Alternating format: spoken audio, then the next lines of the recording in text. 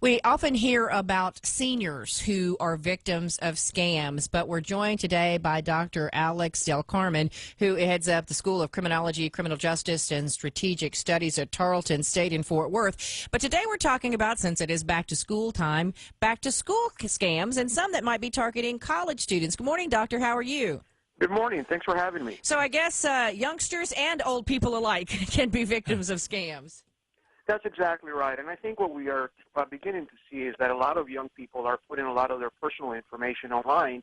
And by virtue of that, some people, perhaps overseas, are sweeping that information and taking advantage of it. It's totally different, I guess, maybe from when we all originally went to college, with all that information that's now available, and now with kids heading out from really a highly monitored environment, almost where every step is kind of monitored in elementary school, middle school, and high school, now out into the free world, and then you have critical thinking, and there are people just waiting to pounce on people that are not world ready or world savvy.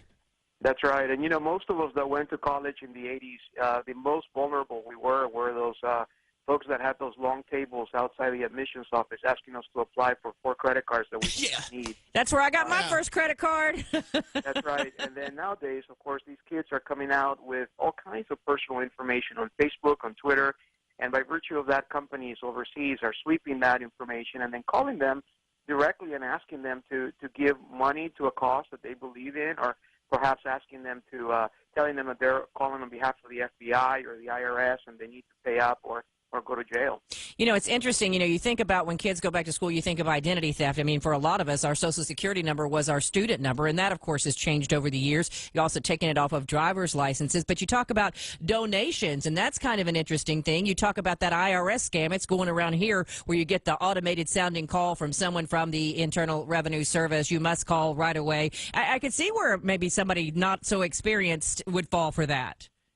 Absolutely, and especially people that have been coming out of very small areas where there's really very little exposure to the outside world, and regional folks that come out to big cities, and all of a sudden they find themselves vulnerable to all sorts of scams, not only on college campuses but also across the world. They say an ounce of prevention is pound a cure or something like that. What's the best preventative for these students? Does that happen in the home, or does it happen in school, or what can students do?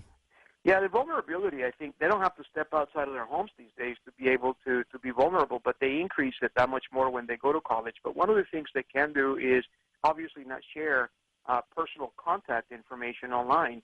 If you go to a lot of these Facebook pages, they put in their phone numbers, where they live, whether they're single or not, and what kind of car they drive. They post pictures of their vehicles. And so they're giving out so much information about who they are, where they live, what their personal habits are.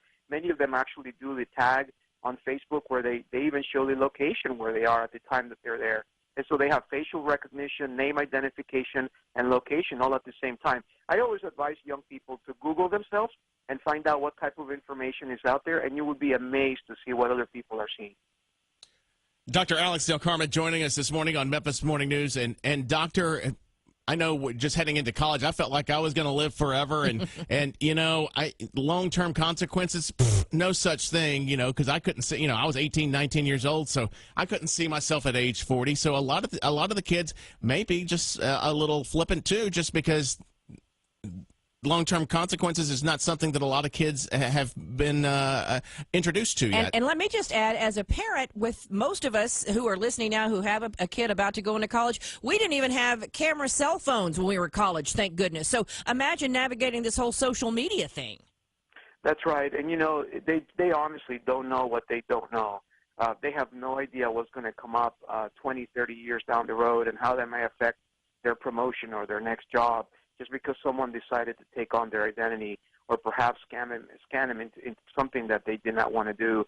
And so the vulnerabilities are very significant. And sadly, most of us that are not from this generation, are ill-advised to provide any kind of advice to our kids, because we also ignore the many threats that are out there because we're not as technologically savvy as our children are. Well, I try to tell my kids don't give out too much information online, and you hope you're doing the right thing. But, you know, there's so many other things you're trying to make sure they know how to do, like put the toilet paper on the roll or all the other things. And sometimes you don't think about, hey, don't fall for this scam or that scam. You just got to hope that sometimes they're able to follow it. But I think it is probably another thing parents need to put on their list of back to school. Hey, don't trust everybody, especially not online or on the phone or whatever.